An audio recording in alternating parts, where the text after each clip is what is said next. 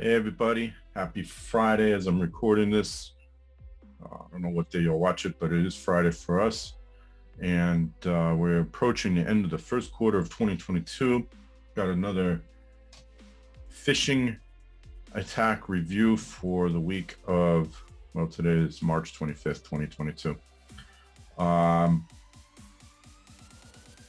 Again, I'm the owner of Nwaj Tech, Scott Gumbar, owner of Nwaj Tech, Proactive IT, based in Central Connecticut, and with clients all over the US. So let's just jump into it. Try to keep these short so I don't want to keep you guys hanging. The first one, probably seen this before. I probably reviewed something similar before. Norton LifeLock.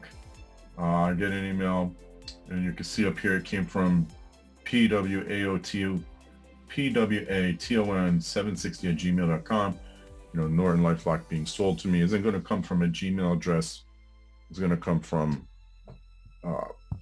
probably Symantec or LifeLock. I would assume LifeLock. This phone number. So so here's the goal. It says that I automatically made a payment for, and I cut off the amount. I couldn't fit it on the screen. I believe it was like $500 for the year for March 2022 to March 2023 for LifeLock, which is not $500 a year. I think it's $100 or around $100 a year. And the goal is it says auto debited primary bank account. They want you to call this number. This is not going to be LifeLock or Norton or anybody else. This is going to be some call center somewhere that's going to try to scam you into giving you your credit card number, your debit card number, so that they could steal money from you. Safe to ignore. For some reason, this came into one of my Google accounts and it did not get marked as spam, which I thought was interesting because it is clearly not a legitimate email. The best thing you could do if you're still not sure is call your bank and ask them if there's any charges on your account in that amount for that service, and or go to Google, search the number for support for LifeLock. Also, the fact that they sent it BCC'd to me, which means they sent it to a bunch of people.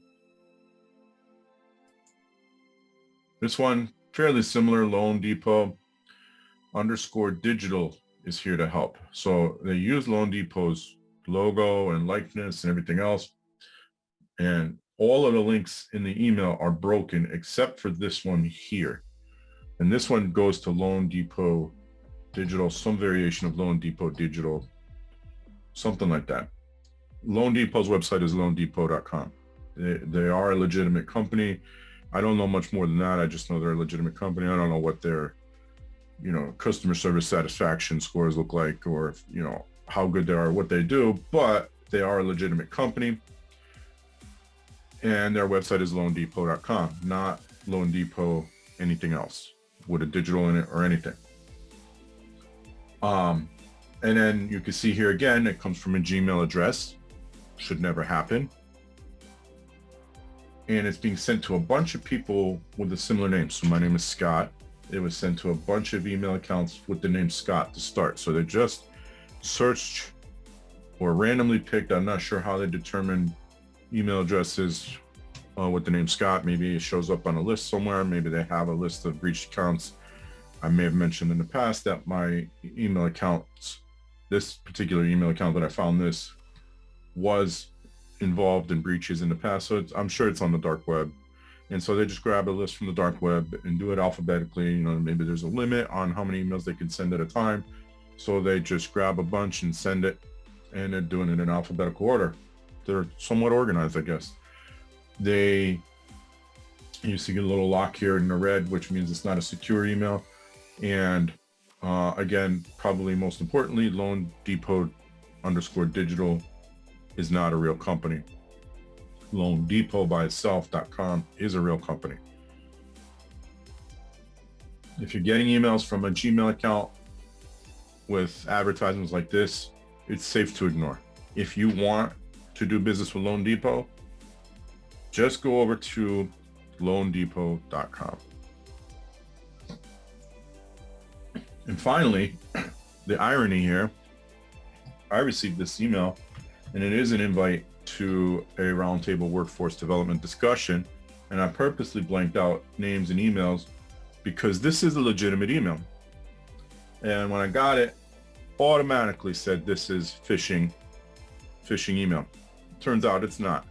I did not know the person who sent it to me. It is someone that could potentially cross paths with me, and maybe they did at some point.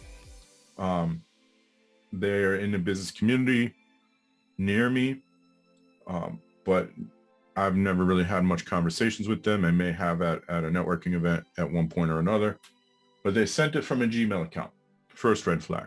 The second red flag, it was forwarded to me. Third red flag, unsolicited PDF document.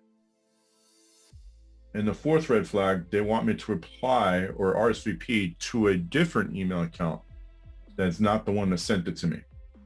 4 red flags. And so here's why I'm pointing it out. So the previous 2 obvious phishing emails came from Gmail accounts. This is a person who has, I would assume, based on their position, they have a corporate or some type of business email address that they could have used.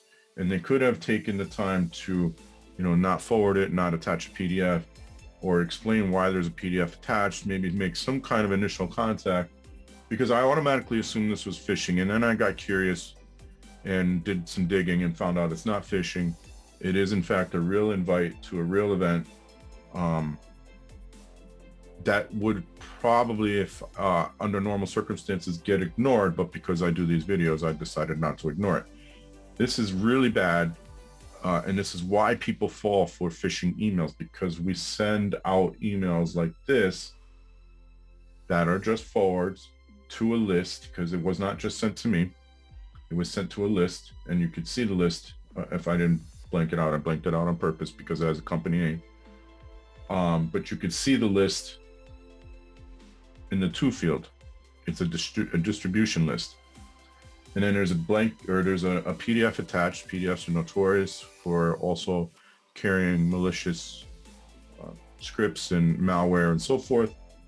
I would not even open it, even though my systems are capable of blocking those scripts.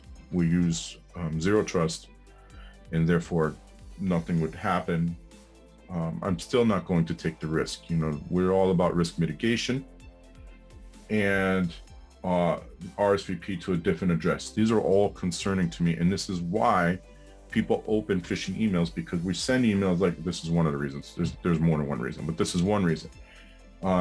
We send emails like this, very generic, but maybe I know this person and I know their email address, and I say, oh, okay, this is a legitimate email.